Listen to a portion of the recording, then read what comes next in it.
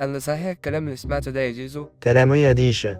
إنك مضيت للأهلي بقالي آخرتها يا زيزو؟ هتيجي عليا انا يعني يا ديشا؟ ما انا بقالي 7 سنين في الزمالك ومش باخد الا ربع مرتبي، وفي الاخر عايزين يجددولي بفيلا استلمها بعد 4 سنين. الفلوس مش كل حاجة يا زيزو، ومش تنسى إن الزمالك هو اللي عملنا وصعدنا واتشهرنا فيه. لولا الزمالك دلوقتي كان زماننا دلوقتي بنلعب في النادي درجة تانية. طب ما الاهلي كويس برضه وعنده فلوس وجماهير واعلانات بالملايين وكاس عالم للانديه وبطولة افريقيا كل سنه، غير الدوري والكاس وكل حاجه موجوده، غير انك بتاخد مرتبك على داير المليم. اما عندنا في الزمالك مش هتاخد غير ربع مرتبك، والباقي يا ما خدتوش بقضايا الورثه هم اللي هيجروا عليه بعدين.